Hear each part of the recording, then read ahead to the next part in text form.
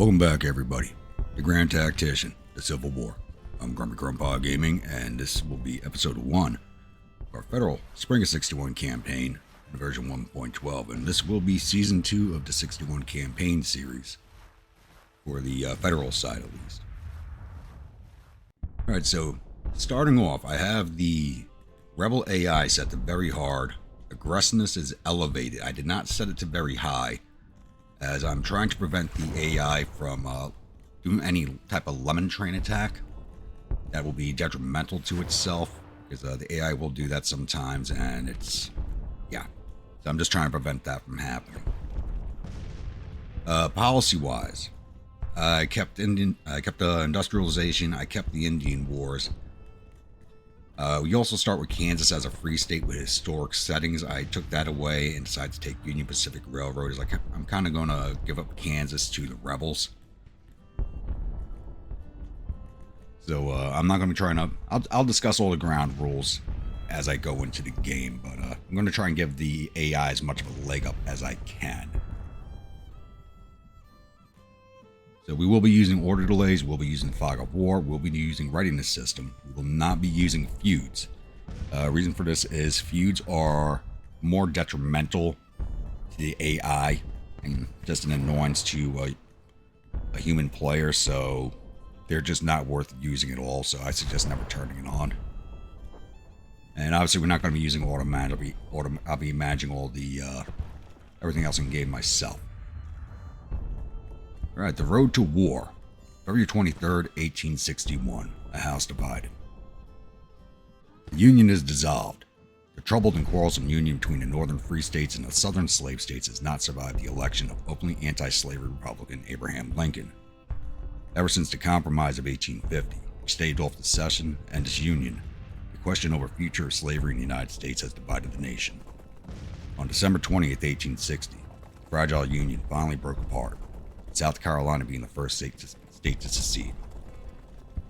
6 other deep South slave states followed, with Mississippi, Florida, Alabama, Georgia, and Louisiana seceding in January of 1861, and the state of Texas joining them in February of 1861. Things have moved quickly since. In the seceded states, U.S. government property has been seized by Confederate state officials, with even armories and fortifications being taken. Only 4 forts remain under control of the federal government. 3 of them are in Florida. Lieutenant Adam J. Slemner has refused to surrender Fort Pickens off Pensacola Harbor, and Forts Taylor and Jefferson in Key West and Dry Tortugas were quickly occupied by U.S. garrisons posted nearby. At Fort Sumter in Charleston Harbor, Major Robert Anderson is awaiting supplies and orders from Washington. But President Buchanan seems to be unable to control the turn of events and has proven to be no more than a mere spectator, as the nation is descending into a civil war. During early February of 1861, the seceded states formed a union of their own, the Confederate States of America, with the seat of government located in Montgomery, Alabama, and with former Secretary of War Jefferson Davis as its first president. So far, open hostilities have been avoided, but the pressure is building. Military confrontation seems inevitable, with the federal government still holding fortifications in Confederate territory, and with the inauguration of Lincoln near. While America is tearing itself apart, the old world is waiting and observing. The European great powers, Great Britain and France in particular, see one of their main competitors slipping into the abyss, with this emerging civil war possibly providing them an opportunity to regain influence in the Americas. But any intervention on their part could lead to military confrontations or even open war, should any nation find itself siding with one side or the other in the American Civil War. On February 23, 1861, with the secession referendum in Texas consolidating the state's stance, and just over a week until Lincoln's inauguration, the events that will lead to the bloodiest war the Americans have ever seen are in motion. Whatever the final outcome, it will depend upon the choices made by either side. Good luck.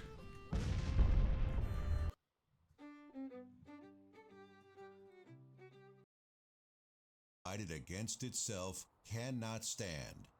I believe this government cannot endure permanently half slave and half free. Abraham Lincoln, June 16, 1858.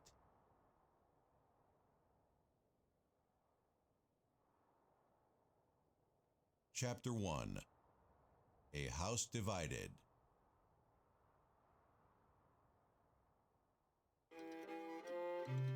American Civil War. Thousands upon thousands of Americans turned against one another, brothers killing brothers. The bloodiest war America would see.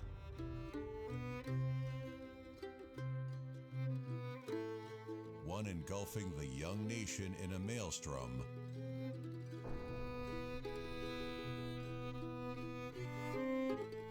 tearing her apart.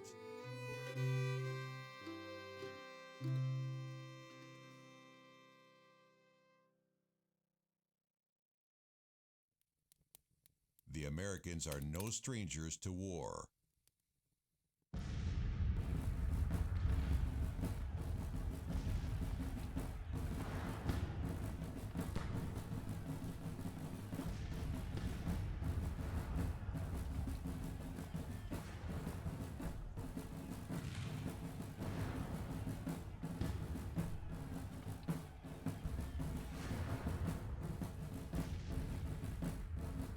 Declaring independence from their colonial masters, they fought long and hard for their freedom.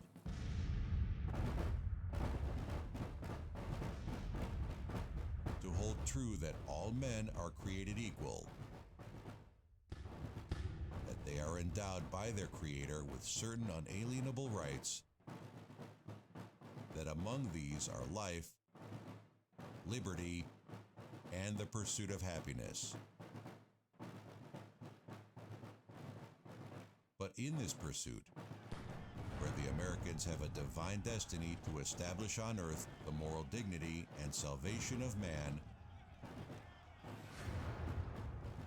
war would be ever present.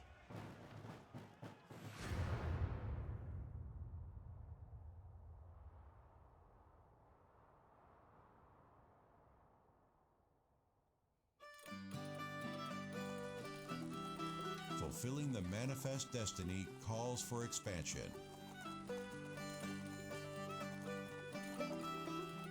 While pioneers cross the vast frontier, driving west in search of land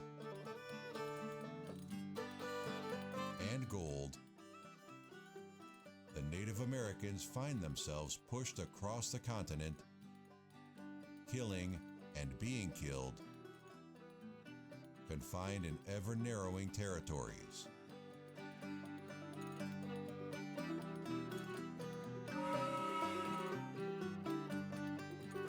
Novel technology and engineering feats hasten the expansion westward.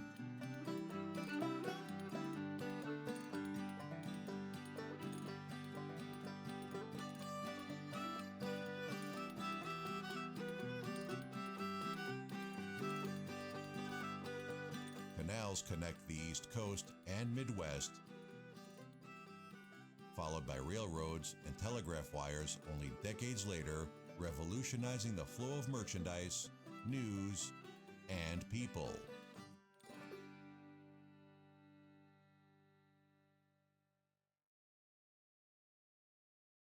But not all became Americans voluntarily.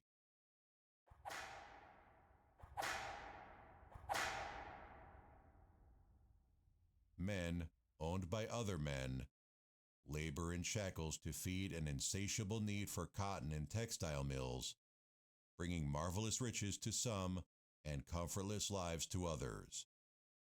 These tired, poor, huddled masses yearn to breathe free too, but instead are subject to crack of the whip. Equality and happiness, even life, are not reserved for all.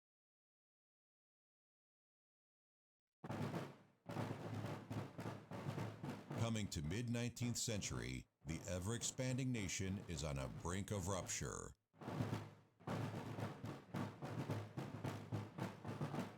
Only a political compromise of 1850 diffuses the tensions between northern free states and southern slave states, but this merely delays the march on the road to the inevitable.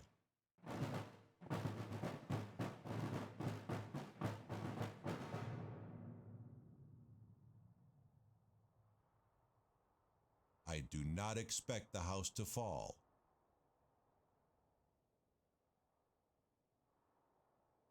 but I do expect it will cease to be divided. It will become all one thing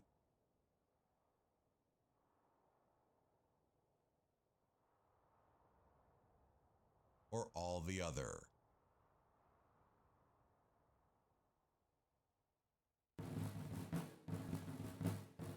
But the foundation of the wavering house would turn out to be beyond repair. Soon, blue flags bearing single stars would mark this union, commencing a war that would leave its mark in the Americans for centuries to come.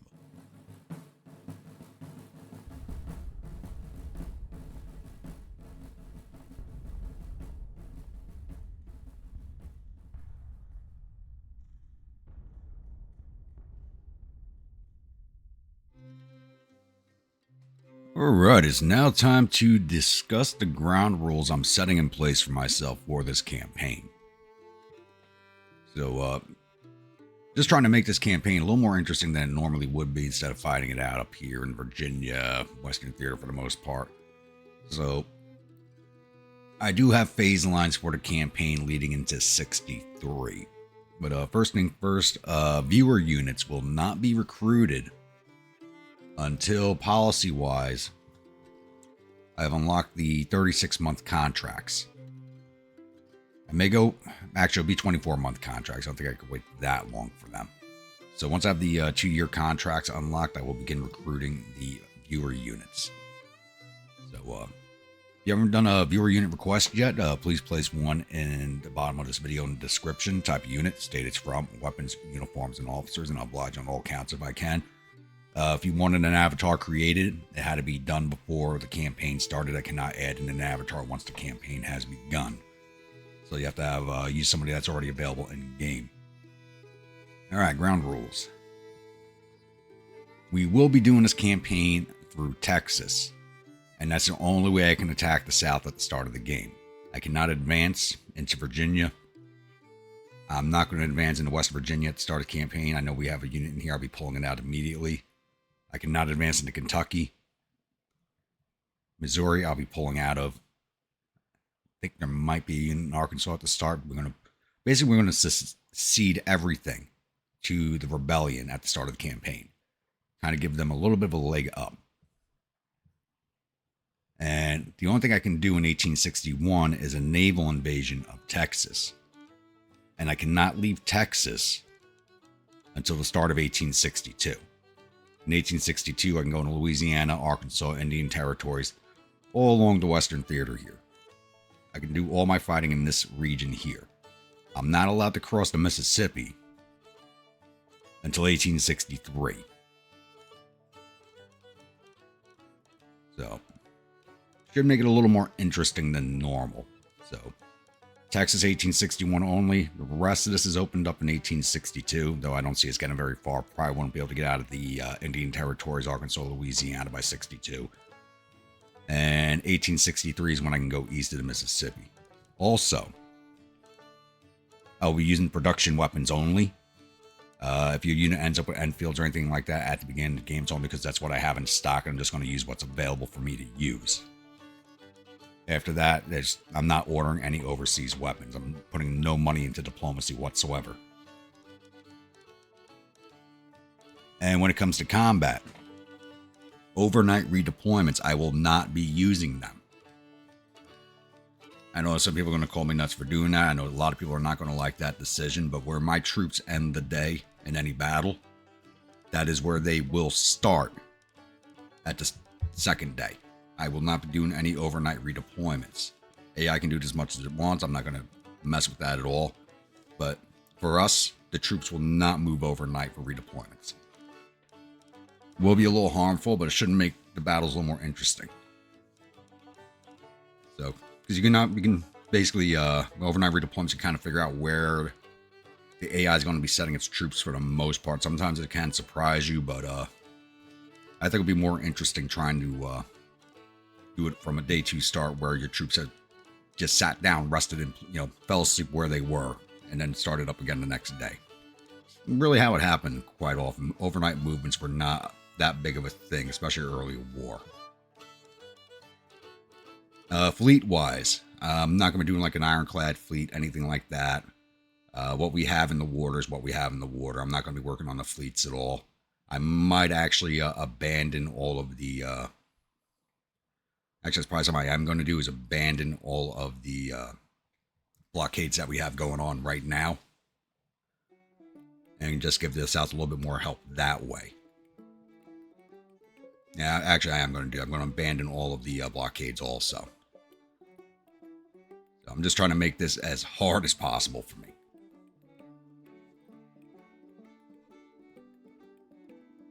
So we're still a few months before the war kicks off here, so we'll get started on policies. Actually, let's look at the finances first. Like I said, no money to diplomacy.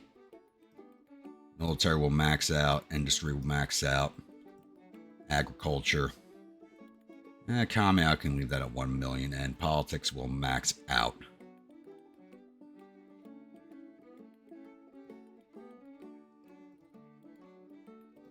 Policies. Right off the bat, I'm going to be doing military 1 so we can quickly work our way down through the military policies. After that, it will be the industrialization and monetary policies. Won't be going down any of the diplomatic stuff. This is off the bat. This will give us a lot of just punt more money into the military. The next one down that we really want, which will allow us to start forming corps. Or form the separate corps into army groups is basically what it comes down to. So. And do we have anything available for projects off the bat? I don't think so. Nothing. But like I said, we will not be getting any foreign weapons. I will only be producing weapons. And another rule I did set in place I did not bring up is I will not be using close combat support batteries for any of my armies, as they can be overly powerful sometimes. There is one unit request for a close support battery. That is the only one that I will have in the game. All other batteries will be part of Grand Battery divisions that will go where they are needed. I will not be using any specified close support batteries for the Union armies. I'll do it for the Confederate armies because it kind of need the help, but with the Union armies, I won't be using them. It's a little too overpowered. All right, we do have a few months here before the war kicks off, so I'll be back. Step: secession, once taken, can never be recalled. We and our posterity shall see our lovely South desolated by the demon of war. Alexander Stephens, Vice President of the Confederate States of America. Chapter 2: The Demon of War. The election of Abraham Lincoln, an anti-slavery Republican, as the 16th President of the United States was the last straw, triggering secession. One by one, Southern slave states declared secession from the Union and formed the Confederate States of America, led by President Jefferson Davis. This secession ignited the inevitable escalation, with fruitless efforts to still find a political compromise falling on deaf ears. Advocates of armed insurrection and fire eaters roam the states with steel in their eyes, and the public is aroused to volunteer, to fill the ranks, to quell the rebellion, and to preserve the Union or to secure independence from it. Following open hostilities, President Lincoln's militia call for 75,000 volunteers for 3 months' service, sparks incredulous protest and loud outcry among the southern states. And these sparks set on fire the irreversible. More states secede. Now it's war. 75,000, 100,000, and even more. Soon, the largest armies seen on American soil muster, drill, and prepare for war. A war that is to be neat, short, and limited. The whole matter would be settled by Christmas. But a dark shadow would loom over the growing and inexperienced armies. Without a swift and decisive blow from the very offset of the war, there's every chance of a long, confused, and disorganizing civil war, and even foreign powers may feel a desire to take a hand therein. The time is ticking for the newborn Confederacy. The Union must act. The demon of war has awakened.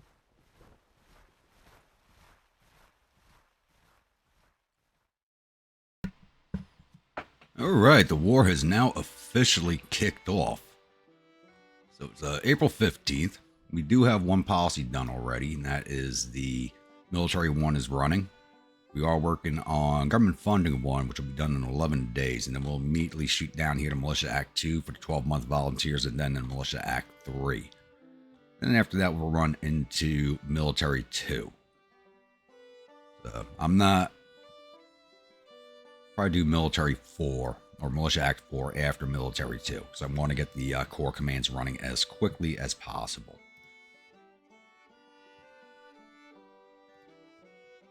Let's pause this here real fast. Let's see what we have south of the borders.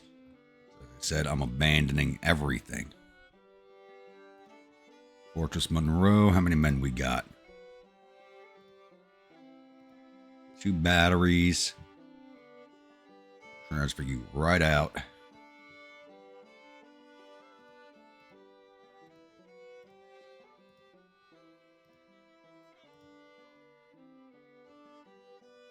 Send you guys right to the Army in Northeastern Virginia.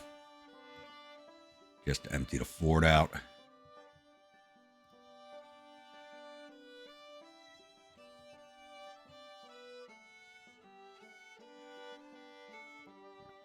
Question is, can I delete the garrison?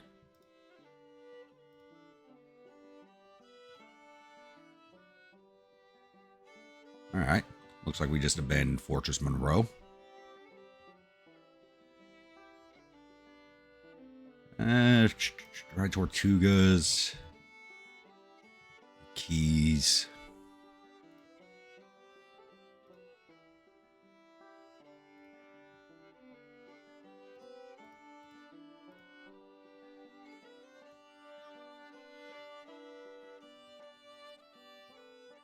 More than enough artillery for that force.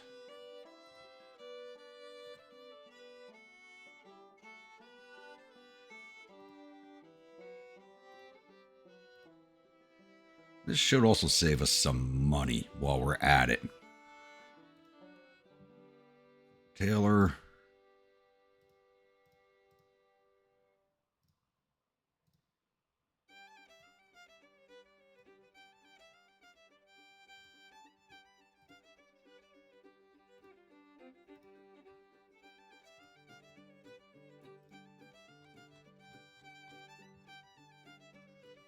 Blockading squadron.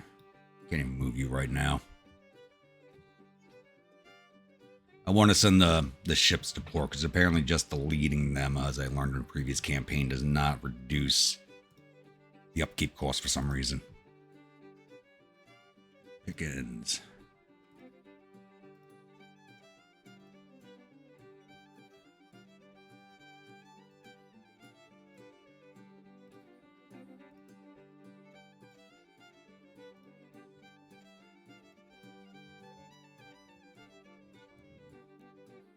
Don't hold Fort Massachusetts.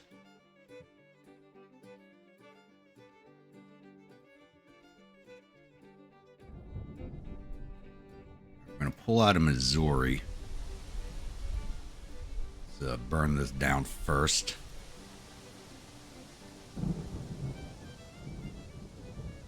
Go up to Springfield.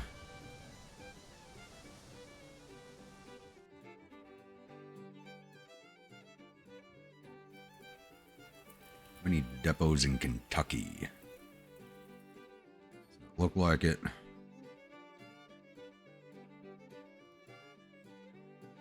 Where's the Army of Occupation? They're usually a built force.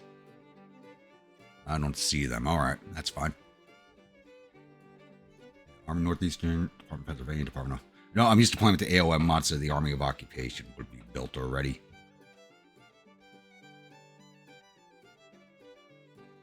Forts here. Bull, Delaware.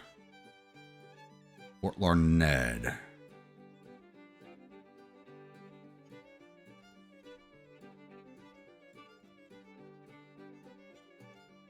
Can't even delete you.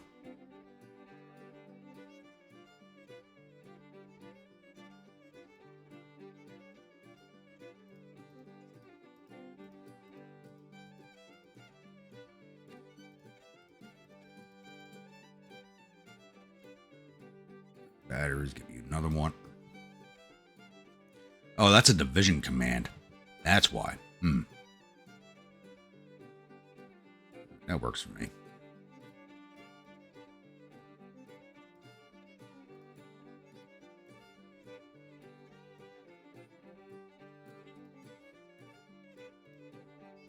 Knox, pop 'em, Scammel. I know this is a little boring. Once again, these videos are chaptered, so you can jump around to wherever you would like. Henry. Rip.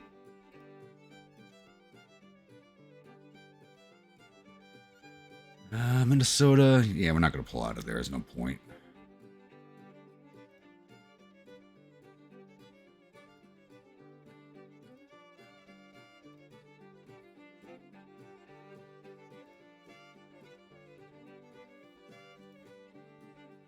Yeah, that looks fine.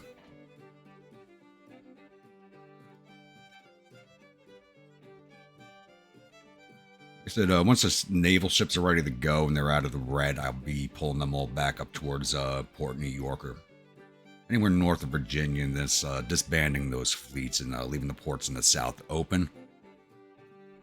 So I was just thinking I may have to change the 61 rule in Texas to 62 by the time my troops are trained and brought down here. Probably will be 1862. So I'm probably going to change the rules here for Texas to 1862. The rest of the West for 63, and then crossing the Mississippi in 64. That's probably how I'm going to have to run this. We'll see. Because I don't think my forces will be ready for a 61 campaign in Texas. So I'll be back. Alright, it's now June 10th, and we have our first engagement of the war. And it's actually taking place in Maryland. Because I abandoned everywhere else. Like Hardee took his army of the Northwest through Winchester and went into Frederick. I couldn't intercept him with the Department of Pennsylvania because I didn't have enough men in it. But I did send the army of Northeastern Virginia, which not too much better, to be honest with you. You have 9,200 infantry, 288 cavalry, and 26 guns, going up against 11,242 infantry and 6 guns. So our artillery is our advantage for this battle. So obviously we're taking it. They already invaded Maryland, so we got to push these boys back. Can't follow them into Virginia, but we can push them back across the river. So I'll see you all on the other side of the load screen. Welcome, my grunts, to the Battle of Frederick. So we're on the Antietam map, and they are defending back here at the Poffenberger Farm and Nicodemus Hill. And we're coming in from the southeast side of the map. It's already 1800. Day's going to end here in 2 hours, so we're not going to be getting up to them today. So I'm just going to get my troops started down the road. And like I said, with the rules we've set for this campaign, I will not be able to redeploy them. Come the morning to get them closer, they'll be wherever they are on the map at the start of the next day. So should make it a little more interesting. So right now, I'm just planning, they're going to be defending back here. So I'm just straight up planning on crossing down here in between Upper Bridge and Middle Bridge and coming out from this direction. As of right now, I didn't really set this core up the way I would really like it to be set up because I was just ignoring it until I had the 24-month contracts. So I'll get my troops on the road and I'll come back on in once I have the rebels sighted. Alright, it's 0500 of day 2. We do have the rebels sighted. They were not here at the end of day 1, so it looks like they took the opportunity to take an overnight redeployment. So my forces are still coming up the road. As I said, I did not do an overnight reset on dispositions. So where they were on the road is where they were. My elements were basically just starting to come across the river. So it looks like they're kind of lined up over here for the most part. So we'll be pushing in through the woods, it looks like. Palmer, too small. It's only got 285 men, so I can't even send out cavalry scouts from him. But let's see if we can't get a better sighting over here.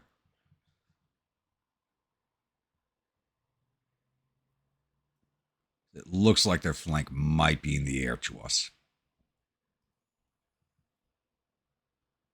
It looks like it'll be a few minutes still, so I'll be back. All right, it's now going on 6:30 in the morning of day 2.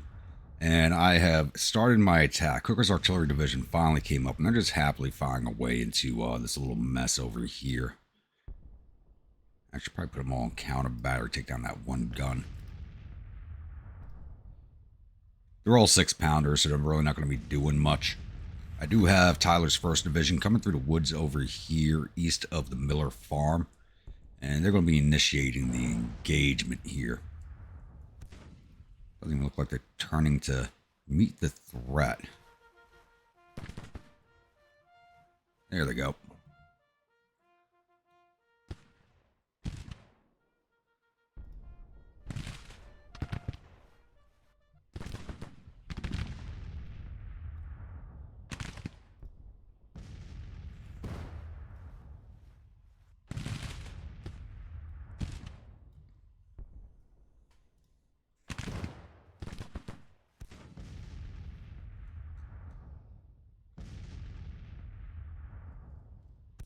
Some of the wrong orders.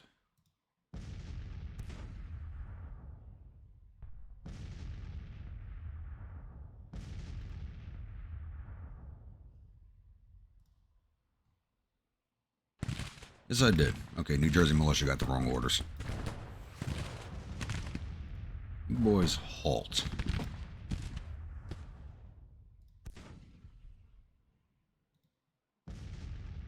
They got better weapons than we do.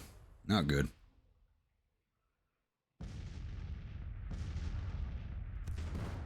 Yeah. All the brigades in this army have Springfield muskets, as I was saving all of the rifles for the upcoming viewer units. Hill's falling back. Oh, come on, guys. Get the hell out of the woods. Before I get drawn in too deep.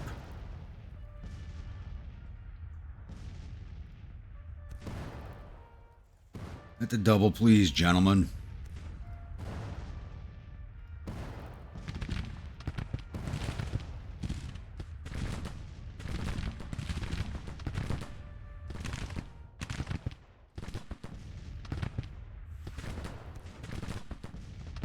And my cavalry regiment is down over here. I did take the cavalry reforms, so any future... And there's that... God. That damn glitch. Not in good shape. First battle, so everybody's going to be kind of messed up. May end up losing this one, I don't know.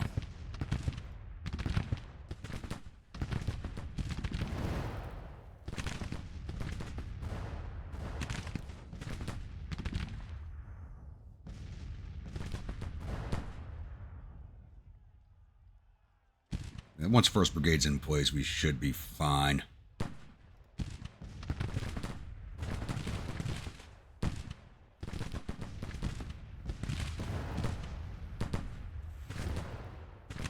Oh, they're taking flanking fire from the battery, that's why. Okay.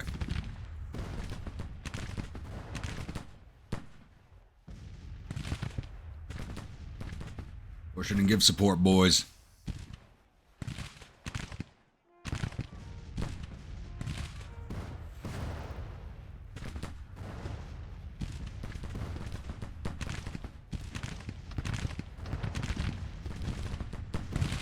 There we go, that's what I want to see.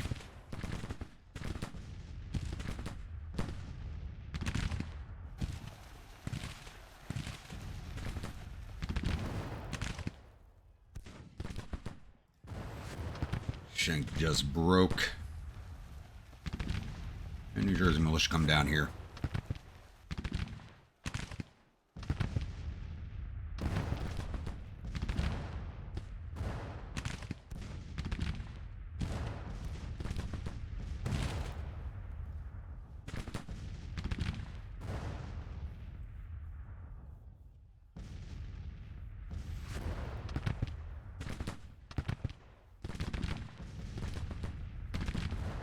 I said this is everybody's first battle, so morale is going to be low. I have a feeling the rebel AI is going to be doing better than we do.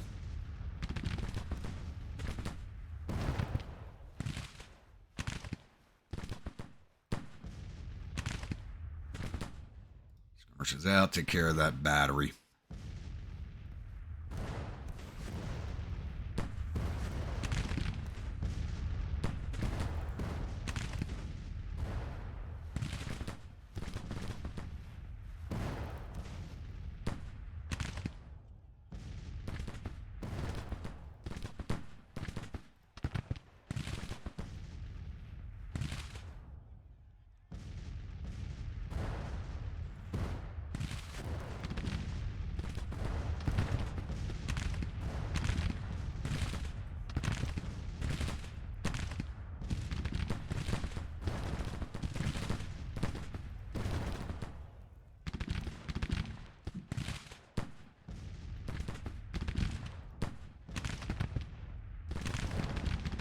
Battery's almost gone. Very good.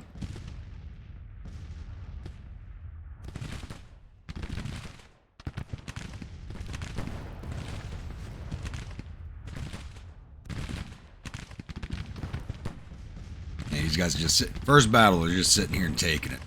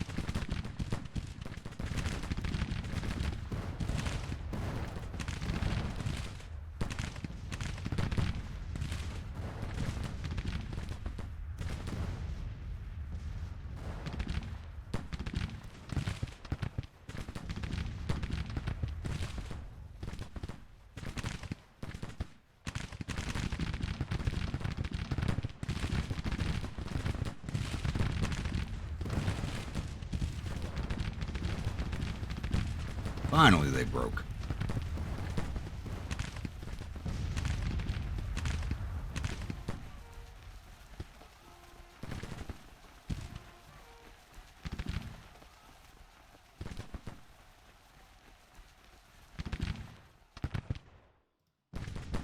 Where's this damn battery, please?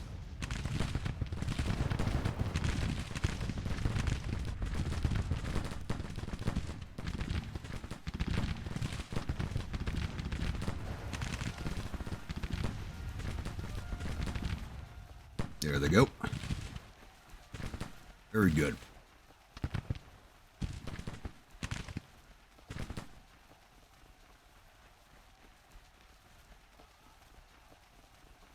Skirmishers in, please.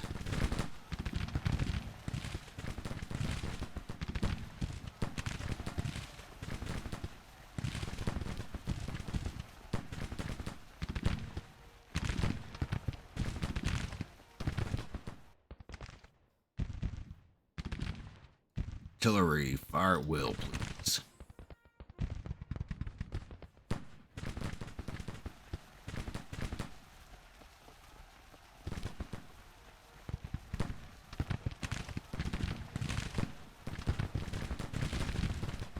This is a big boy brigade right here. Oof.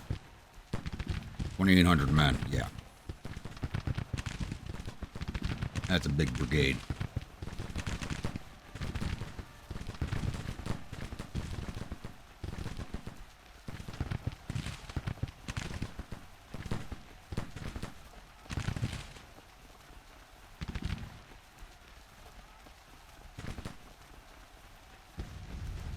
need you up here with your men, not back there with the broken brigade.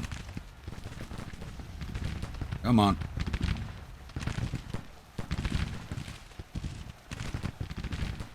This brigade's falling back under pressure. You have to get them ready to break. Break them, boys. Break them. Stay on them. Don't let them get away.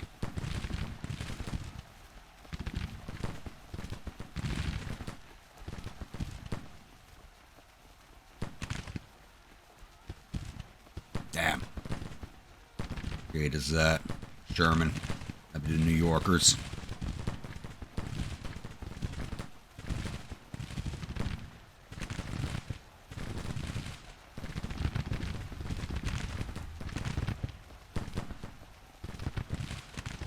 Do not let them recover.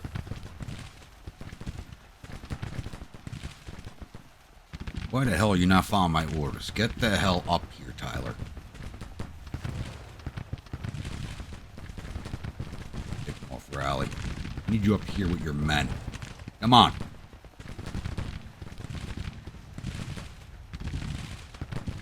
Turn rally off and get the hell up here with your men.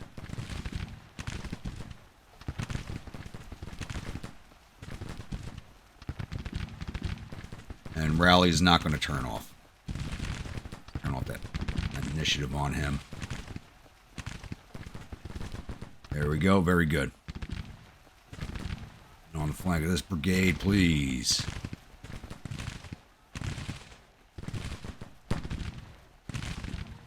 Still don't want to follow my damn orders.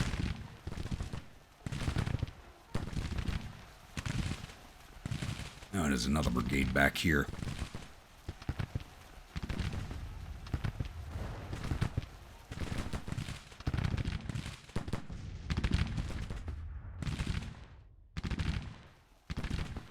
Artillery, we're going to push you boys right up.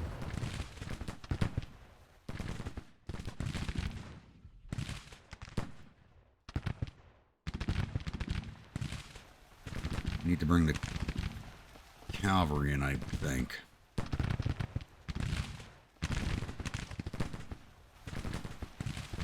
There we go, break that brigade, boys.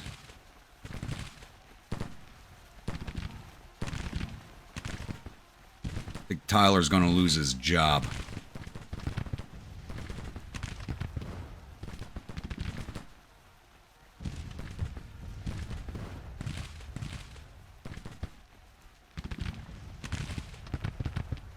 Oh, and I think I forgot to say it, if anybody's wondering what today's battle brew is, it is the Balvenie 12 Double Wood.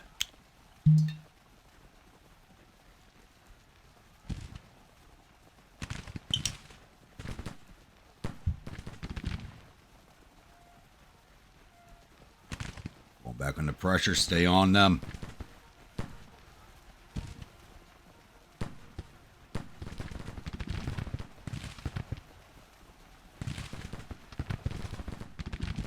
Cavalry coming up yet?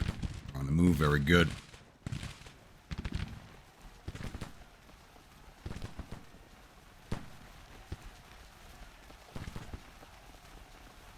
Tyler, still don't want to follow my damn orders, alright.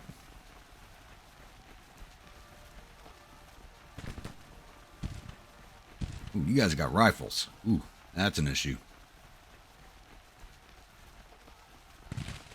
You boys are armed with probably Mississippi's. Ooh, and there was another brigade hiding back there.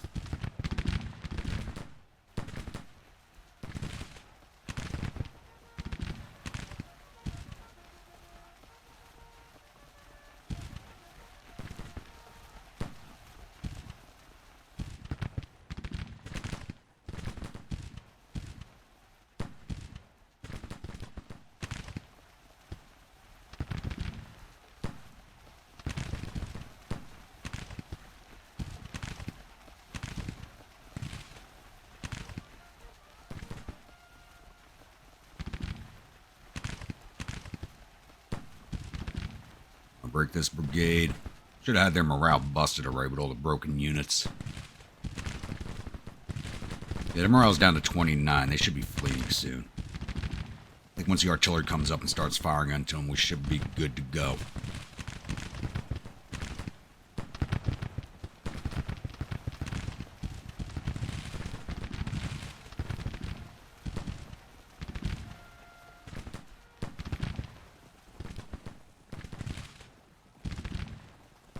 There we go.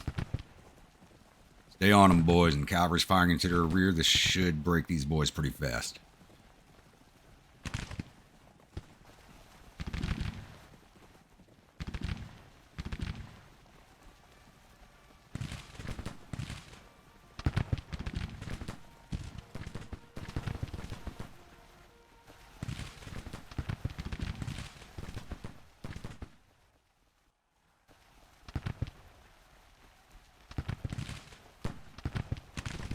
Now turn to face the cavalry. Bad idea. Go, boys. Move up.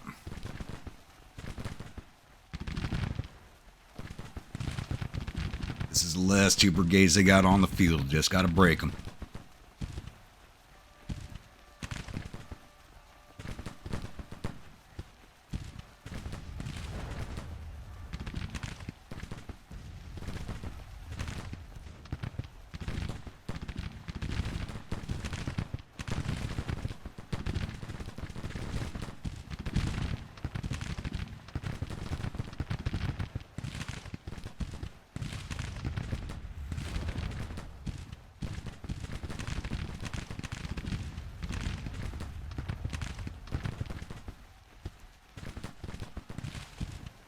There they go. Cavalry, get mounted up. See if we can't do some damage to them. Not something I normally do playing as the Federals, but we're still kind of early war and a cavalry brigade's smaller than a regiment, so.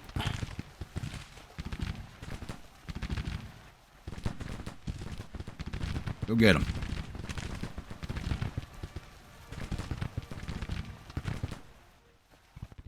There's a reform back here. Nope.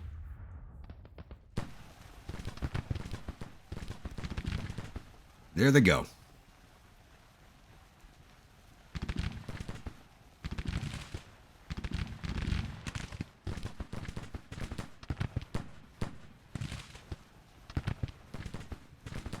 Boys, let's fall back. We're going to let them go. Problem is Tyler's not on top of them, so.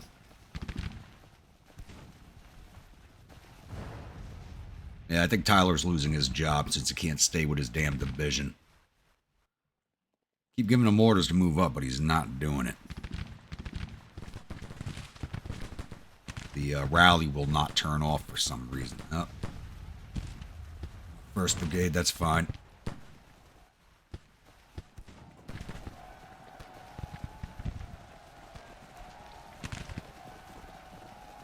Let's speed this along.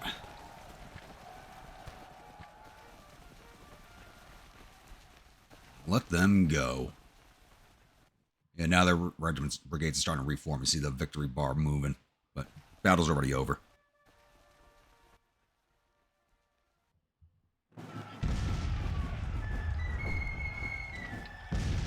All right, we actually did a little better than I thought we would, to be honest with you. Once that 1st Brigade started breaking, I'm like, yeah, it's probably going to be a lost battle, but we ended up winning it. So we took down 1,900 of their 11,000 infantry. We got all 5 of their guns. They only had the 1 battery on the field. So 1,900 or 12,000 men. The number should be a little higher. I don't know why it's not counting the artillerymen. We lost 1,489 of our 9,200 infantry, 35 of our 288 cavalry, 1 of our 28 guns. I'm a little surprised by that. We lost 1,527 or 9,976 men.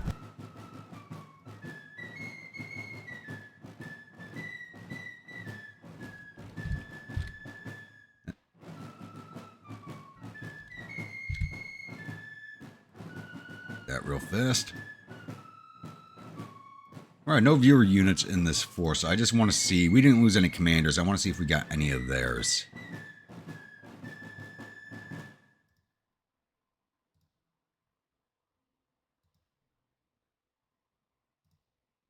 The hell? It says Virginia Brigade, but showing Johnston's division, which is separate. A little weird, okay. Oh, it's Virginia. They're just a separate brigade. That's why. Okay, so we wounded Brigadier General Frost. And that looks to be about it. Okay.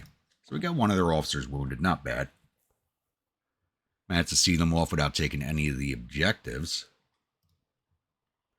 I'll get closed out of here and I'll see you all at the newspaper screen. Victory at Frederick. The Battle of Frederick has ended with the Army in the Northwest withdrawing. The enemies reportedly suffered total casualties of 1,925 men. There are 213 killed and 379 captured. Our casualties total 1,527 men, with 217 killed, 267 missing, and the rest are wounded. We captured 1,195 rifles and 4 guns from the field and sent 371 soldiers off to our prison camps. Which I probably should start building one soon.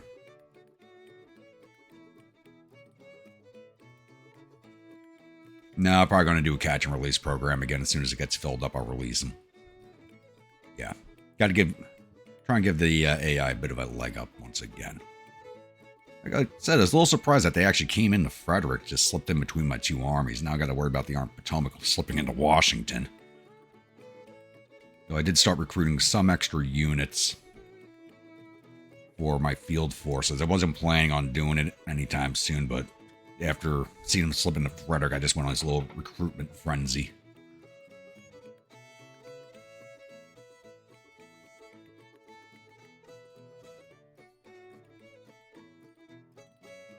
It's taking a while to roll off.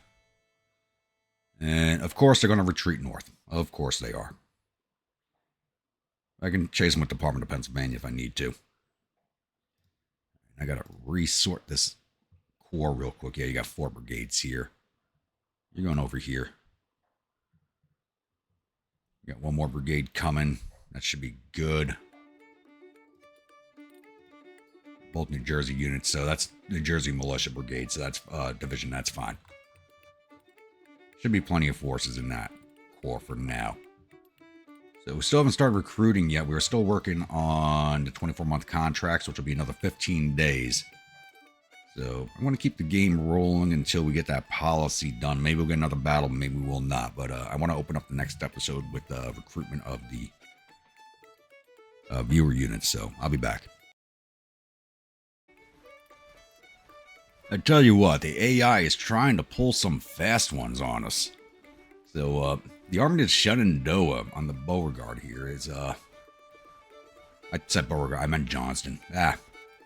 Tried actually slipping through D.C. I guess trying to make Baltimore? I don't know. But as the Army of Northeastern Virginia returned to D.C., they were trying to slip past us. So we're obviously going to take this fight. Problem is, my morale is still not recovered from the last battle. It says confident, but we're down in yellow writing this. And I do have the 1 unhappy unit because we have the... There should be no unit with 4 brigade. Oh, the artillery batteries. All right. And Department of Pennsylvania is pursuing the Army of the Northwest, trying to kick them back south to the border. So once again, definitely taking this fight. I will see you all on the other side of the load screen. Welcome, my grunts, to the Battle of Washington, D.C. So, we are on the attack, even though we do control the city. And the rebels have to defend the Dr. Noble House, the left fork, and the right fork. We're coming in from the west side of the map, as we're approaching them from that direction on the campaign. So, my plan for right now, it's 5 a.m., so we got most of the morning to get there. I was thinking about coming at them through the center, but I'm going to come at them from down here. And attack at the right fork first and just work my way north from there. Roads really don't connect, though. I'll make it work. But I'm going to get my troops set up and on the road, and I'll be back once I'm in contact with the rebels.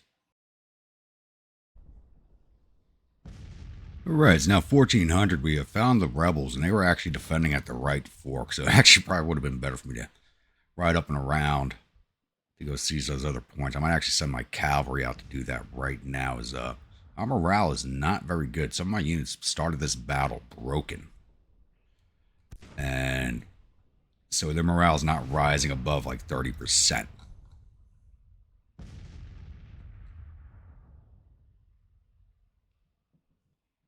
We're going to start sending the cavalry out and around.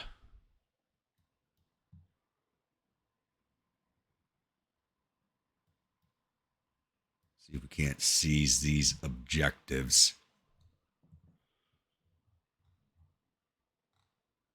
I'm really hoping to use my artillery to soften them up a little bit, but even though I'm up on these heights, these trees right here give so much plot armor. It's not even funny.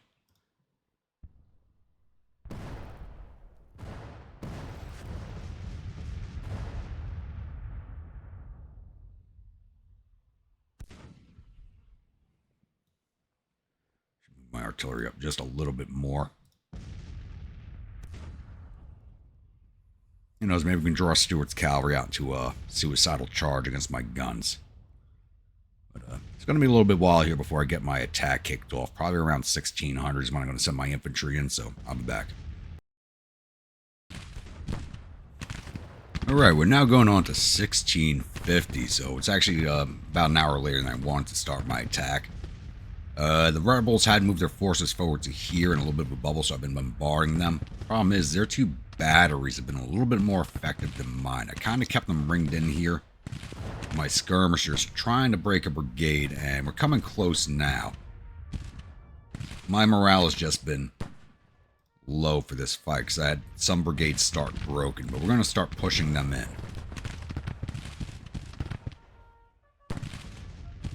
We need to do something because my morale is just too low for this. Their back's turned. Oh, this brigade broke with 36 losses from the skirmishers. So they're still unstable, so I can't even send them into the attack. Morale's at 27. Let's detach you. Have the New Jersey militia fill in that spot on the line.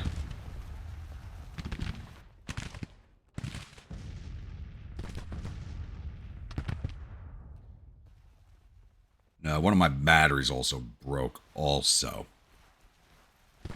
They've been firing better counter battery than me, even though I got the heights. I can oversee them. I just have not had any effect on their batteries, really. It's kind of annoying. Good orders going out.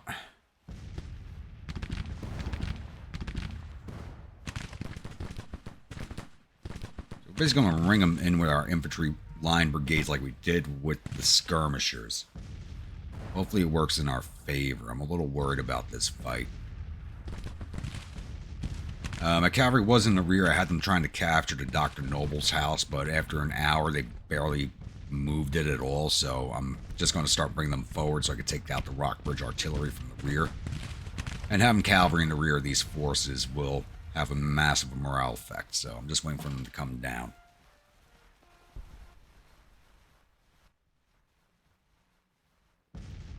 I probably should have detached Porter's brigade also. And I hate when they do this. They got the brigades crossing paths for no reason. I thought this was something we'd stopped seeing. They should be just advancing straight in line, but they got them crossing paths. It's same thing here. That should not be the case. You go here.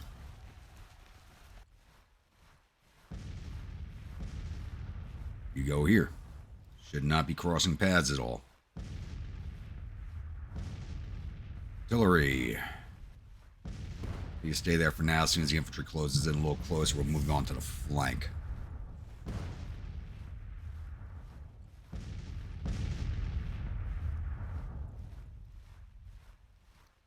Skirmishers, bring it in. You belong to. Bring it in.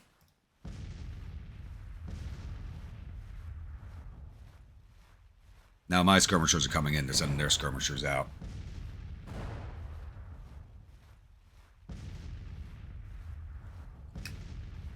Cavalry get their orders. Yep, they're on the move.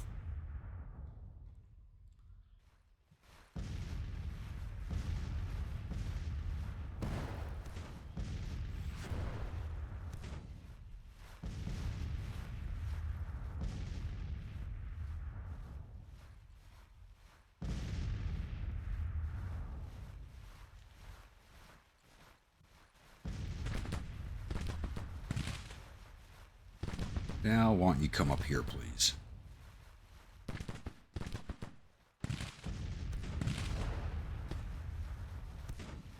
Okay, moving in. Artillery onto the flank, please. No, why the hell would you do that?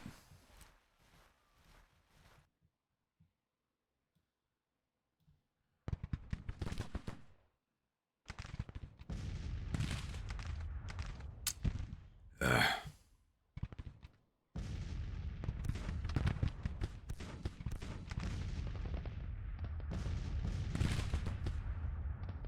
Oh.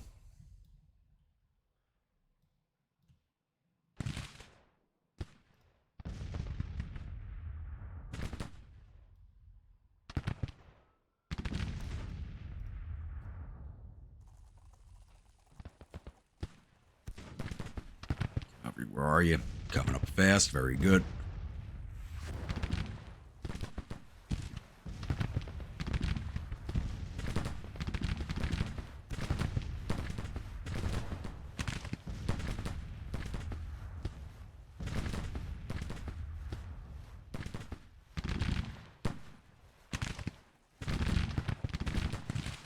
You boys, get the hell up here. What are you doing pussyfooting back there? Let's go.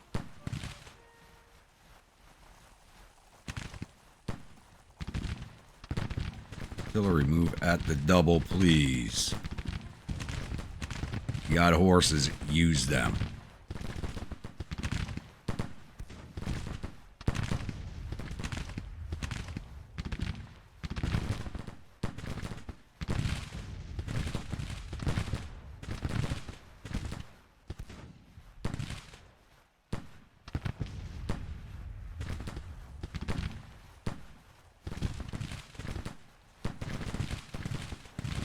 Cavalry's in the rear, very good.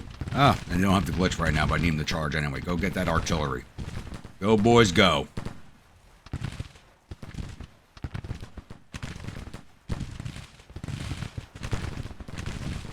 Clear that artillery off before ours arrives on the flank. Good job, boys. All right, get the hell out of there.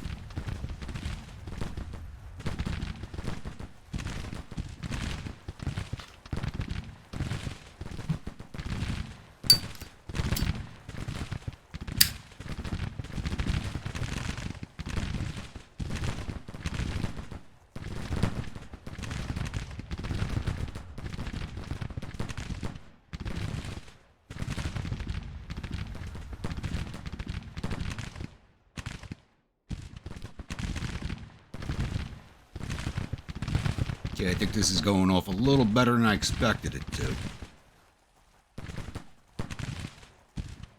How the hell did you take 61 casualties already?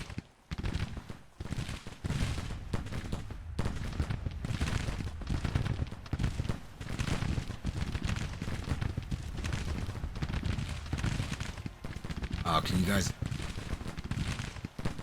They're firing. It just doesn't look like they have an arc.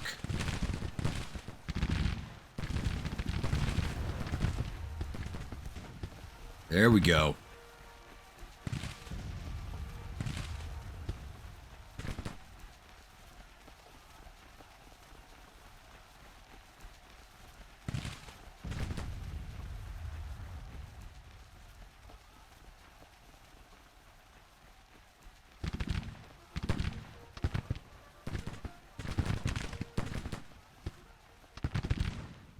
Alright, your morale's still unstable, but I need you up here. Let's go.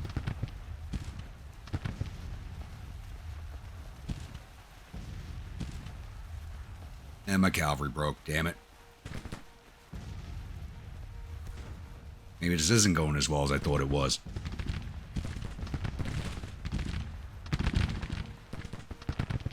You guys should be on fire at will.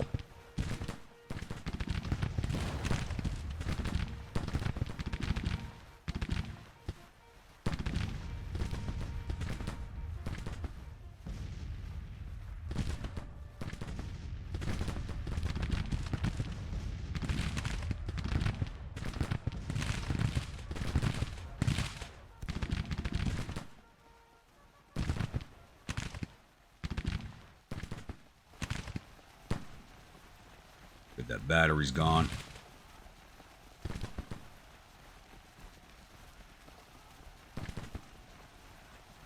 What's going on? There we go.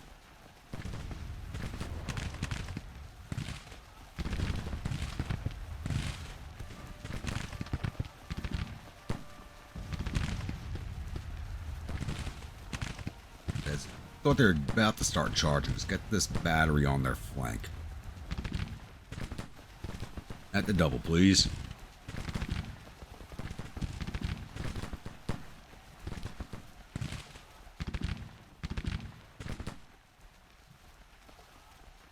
You boys come around this way.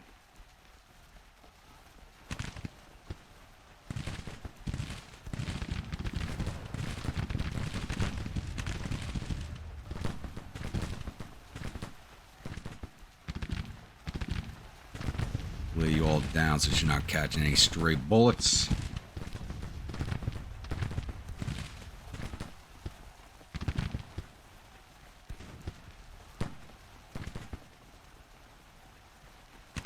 Shame my cavalry broke, but they did the job I needed them to, and that was break the one battery back here.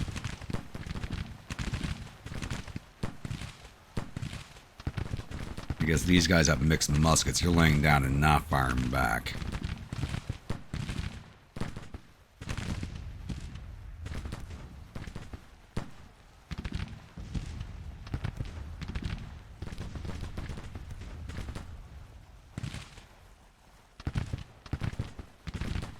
Push you boys into canister range. Not the safest thing in the world, but kind of need the extra firepower right now. These brigades are bigger than mine.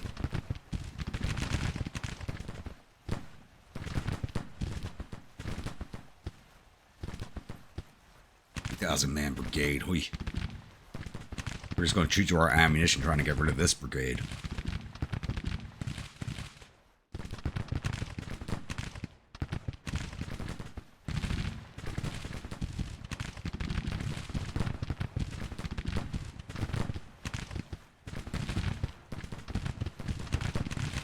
Need this to end today. If we go to a day 2, we're going to have issues.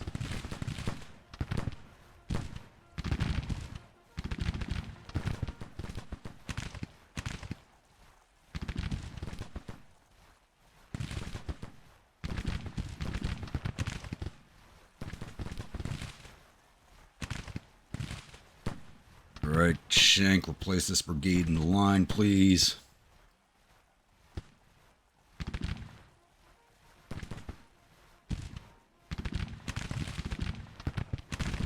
Wrong brigade.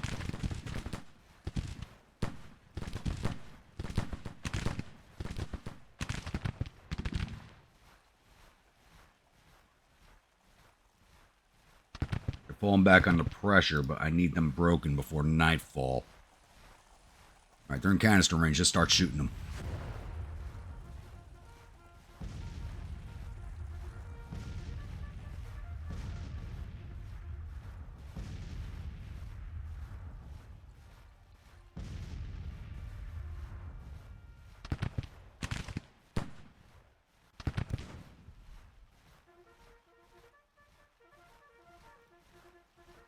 Come on, boys, get up here.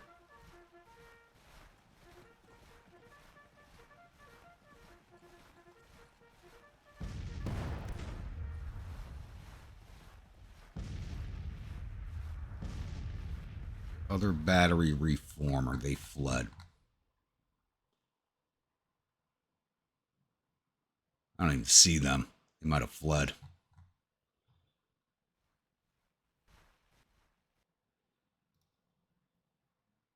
Stables, come on up.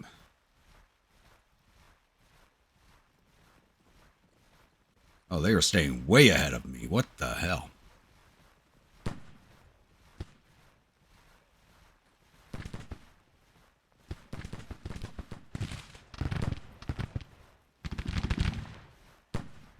Oh, this ain't right.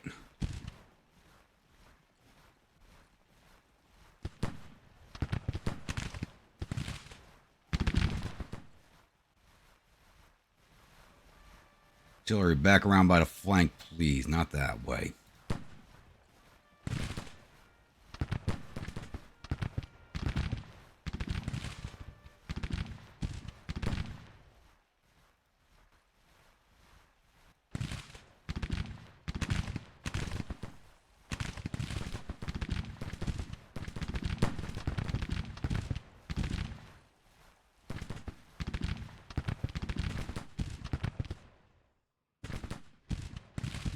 Sherman, you're stable. Get out here.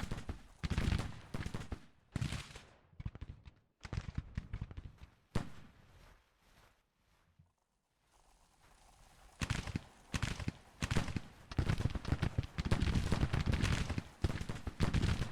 right, everybody's firing. No overlap. That's good.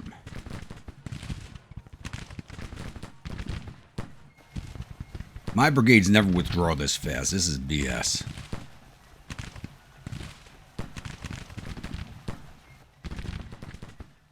Even their cavalry has me outranged. They shouldn't have any good weapons yet.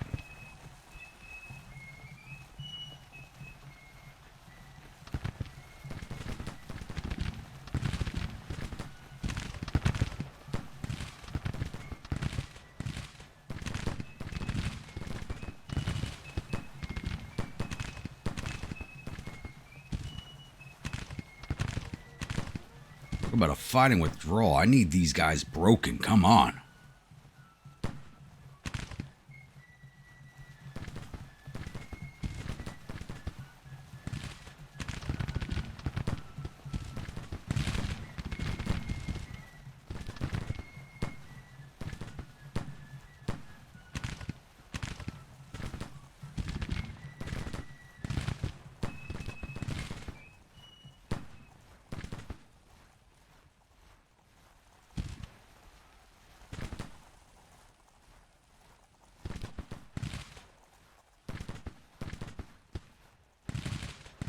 Cavalry's broken.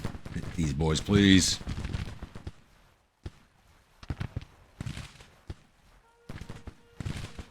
This is just turning bloody as hell.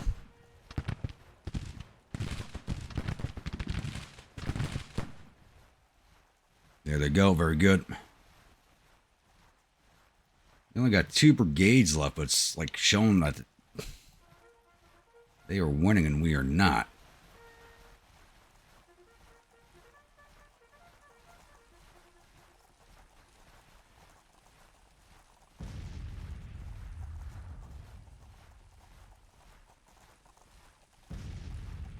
That way. More brigades were covered? No.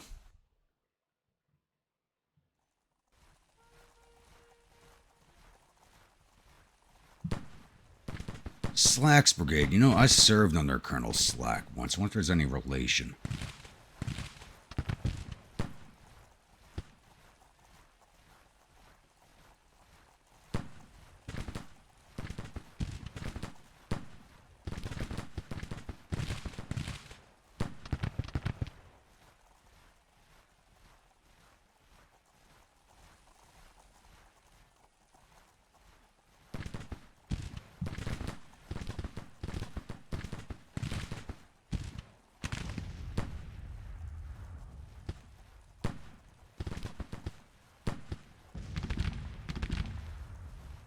They stopped, fired them.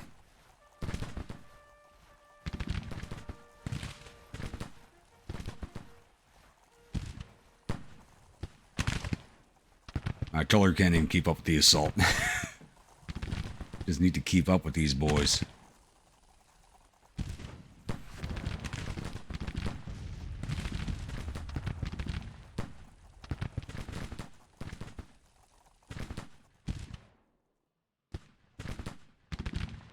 McDowell, go back here. Damn it.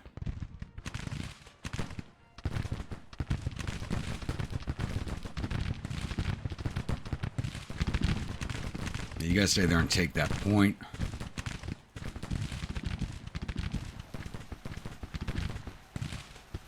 It's stuff that's going on right now that's making me really miss the a.o.m mod.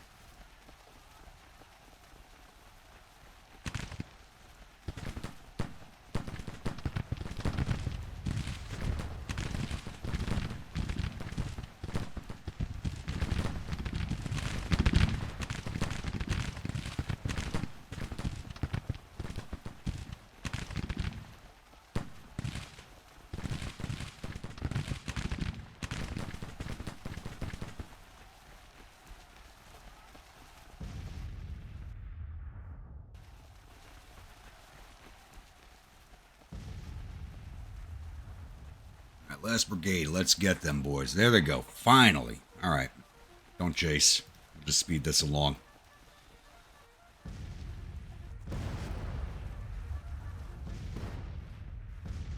There they go. Oof. I didn't think we were going to win this. Oof. Early war battles. Wee.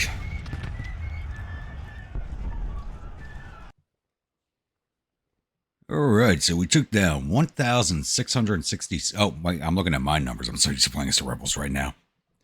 So we lost 1,667 of our 8,000 infantry, 61 of our 276 cavalry. We lost 13 of our 29 guns because one of our batteries did break, but we get those guns back. Total loss of 1,825 or 8,680 men on the field. We took down 2,800 of their 12,000 infantry, 200 of their 500 cavalry. We got both of their batteries, so all 10 guns. Total loss of 3,100 of their 13,000 men. So went to two battles against the odds, won both so far.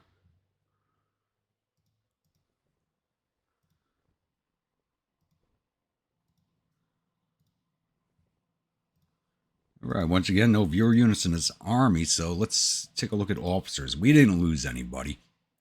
Oh, we wounded Johnston. That's a big grab.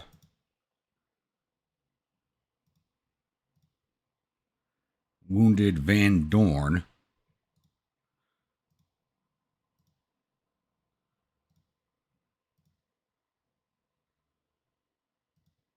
And we wounded Colonel Walker. All right. Not too bad of a grab. I'll pause this here and I'll see you all at the newspaper screen. Victory at Washington, D.C. Battle of Washington, D.C. is ending with the Army of Shenandoah retreating in panic. The Army reportedly suffered total casualties of 2,979 men. There are 439 killed and 384 captured. Our casualties total 1,825 men, with 321 killed, 269 missing, and the rest wounded. We captured 1,444 rifles and 7 guns from the field and sent 340 soldiers off to our prison camps. One of our battery commanders became famous, and it looks like Colonel Jackson from the rebels took the blame for the battle's loss. Let's get this one rolled off. Still a few days away from having the next policy that I want. Another 12 days. I'm hoping this keeps things quiet for the next few days. Just gotta get this army south of the Potomac if we can.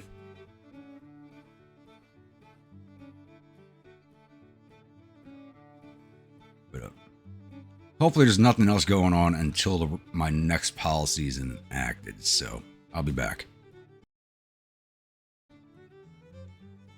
Alright, it's now June 28th and we've enacted Militia Act 3, so we do have the 24-month contracts. So we are going to be ending this episode here so I can open up the next episode with the recruitment of the viewer units that are coming into the armies. If you're a new viewer, returning viewer, and you'd like a unit in one of my armies, please let me know in the comments below. Type of unit, state it's from, weapons, uniforms, or officers, and I'll oblige on all accounts if possible.